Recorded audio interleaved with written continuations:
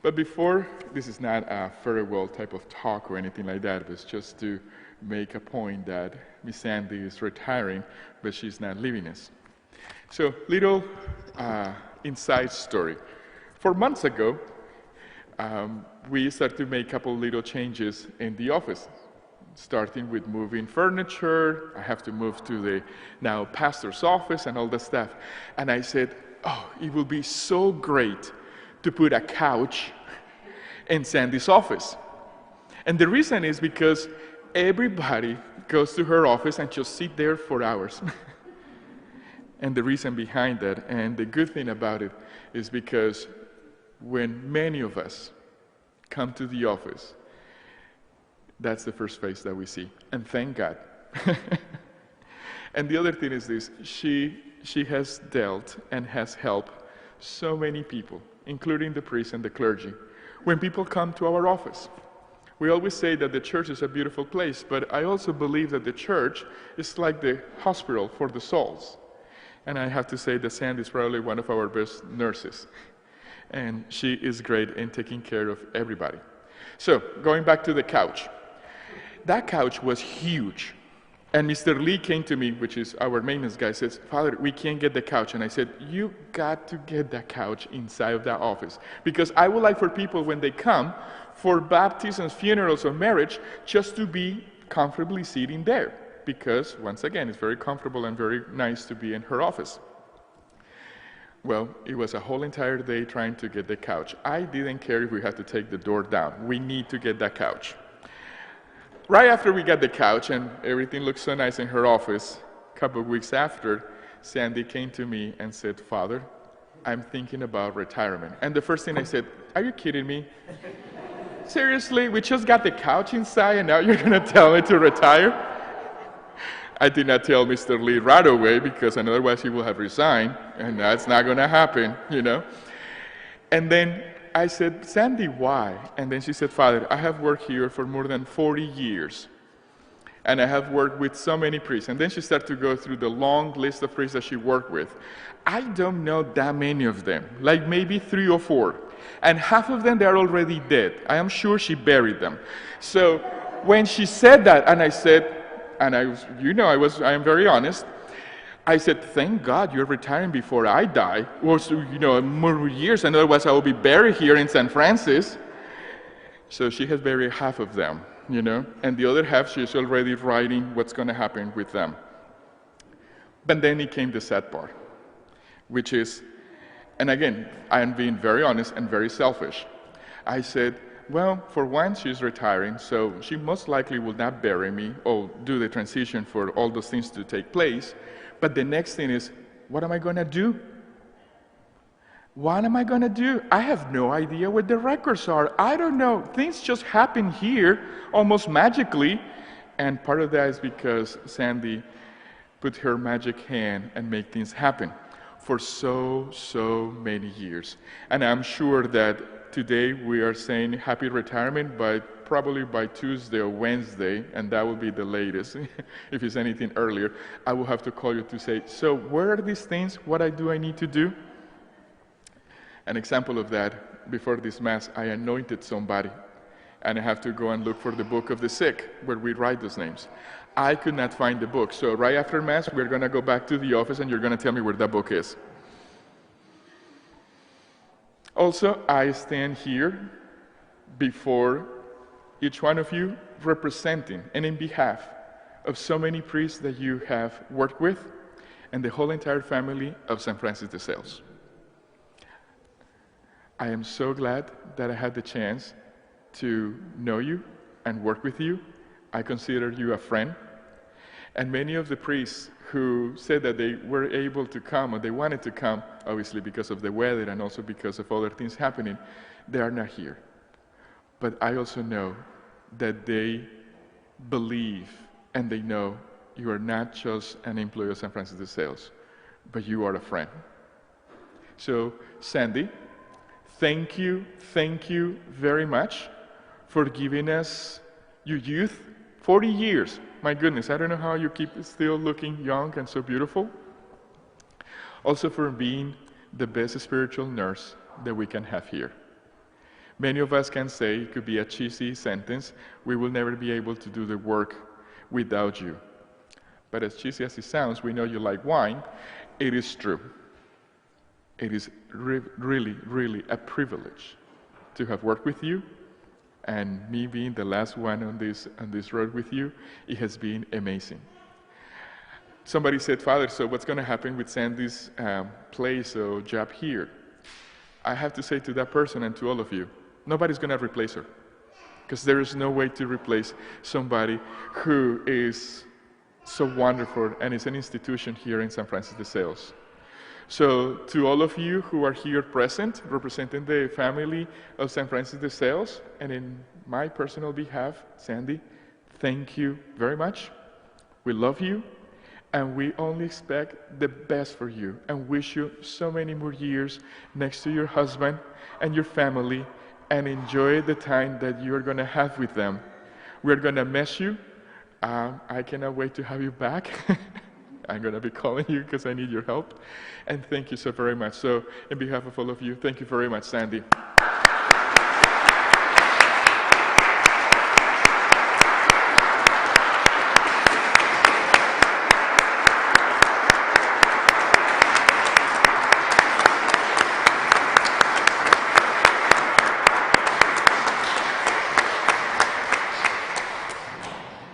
And I know that the homily was about being silent, but for 40 years, Sandy has been silent. And I think it's about time for us to let her use the microphone, take the microphone and express a couple of words to us. So Sandy, please come forward. Thank you.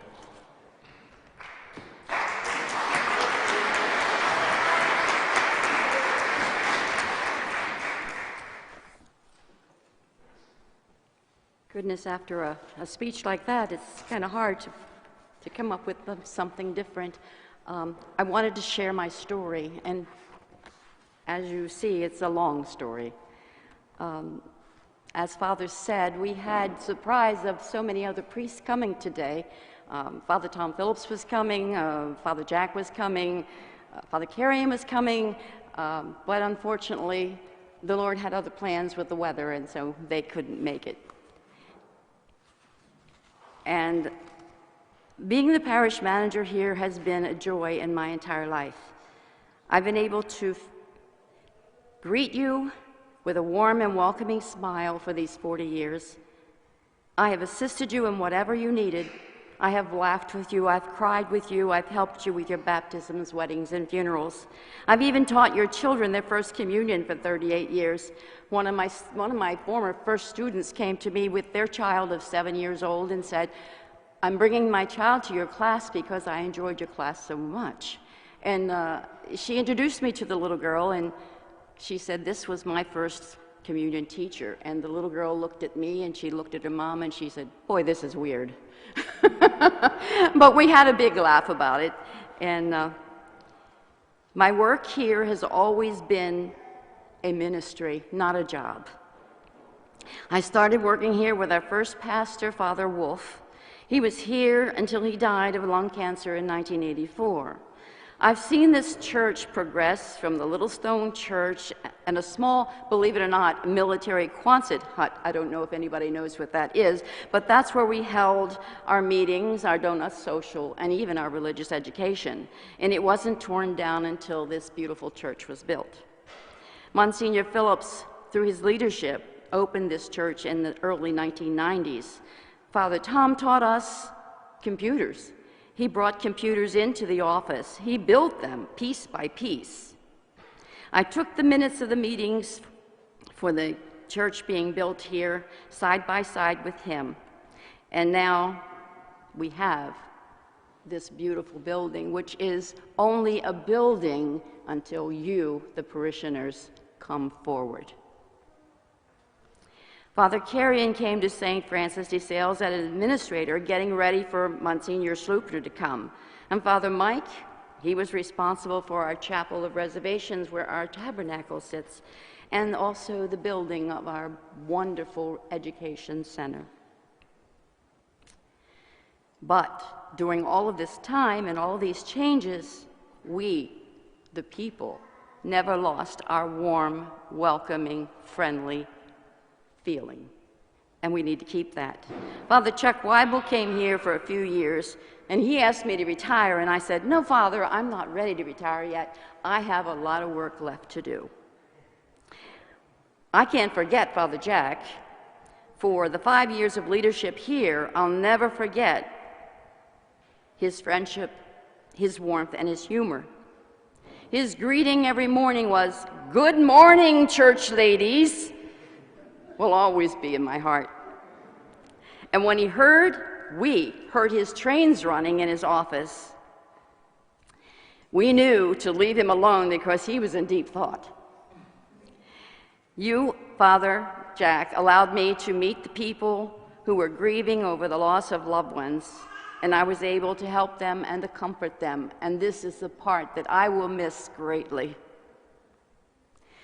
You, Father Jack, gave me the responsibility of composing your letters, and you said that I was great at a Blarney letter, bringing out your Irish heritage. Father Jack's joining of the two churches, Prince of Peace and St. Francis de Sales, was a fantastic job. Who would have thought that a man of his size and stature could move so fast between parishes? And who could even forget those checkered shorts and that ball cap that he wore? I hope that his new church appreciates him as much as we did. And I thank him for coming, but unfortunately he had to back out today because he was iced in at his new church, and so were the other priests. But he'll be a friend forever. And Father Garcia, after the speech you gave, it's going to be hard to follow that. I know that you will continue the warm family feelings through your kindness and your tenderness and your leadership here at St. Francis de Sales. But I ask you please to take many multivitamins because you're going to need it with all of this going back and forth and back and forth. I ask that you continue, people, to volunteer in every way possible because you are St. Francis de Sales. I came here many, many years ago in the late 70s and said to myself, this is my church, this is my home. This is where I will give my life. I've learned one thing over these 40 years. When you give your talents to your church, you will have this family warm feeling forever. You will also have the same loving feelings for St. Francis de Sales for generations to come. I prayed very hard over my decision to retire. I've decided to start a new journey. I need to be with my husband of 55 years. He has supported me all these years. He'd say to me, "Okay, why are you late coming home tonight?" Or, "Did you help somebody today?" And he understood. He knew that helping all of you was my life. You have been my extended family, and I just couldn't leave without sharing my heart with all of you. I have been blessed that God gave me the opportunity to serve all of you, and for this, I am eternally grateful. I will miss not being in the office. Although I am not leaving St. Francis de Sales, you will see me here at Mass on the weekends. I will remember you always. When people came to our office, as Father said, and they expressed how warm and welcoming we were, I felt so very proud to be this church and this family as my family. I thank our wonderful entire staff, and especially Father Garcia, and wish only the very best in the future. I know that I leave you in the very best capable hands. I will continue to pray for all of you and thank you for the opportunity to share my story. I especially thank my family who are here today and my friends here, the volunteers, Mary, Jackie, Ginger, who's the principal of St. Joan of Arc, by the way, and her husband, Henry. And I especially thank my loving husband, who has waited so very long for me to finally say, I'm retiring and I'll be home with you. God bless you all, and again, I thank you. Short and sweet. And one thing I do have to share, though, I'm sure you've all seen the State Farm commercial on TV. And doesn't Father Garcia look a little bit like he got the Patrick Mahomes haircut? Yes, He can get the same price, you know. Paying for this one. I just couldn't resist. But, you know, again, I'm Mike Walsh, Grand Knight of the Father Wolf Council.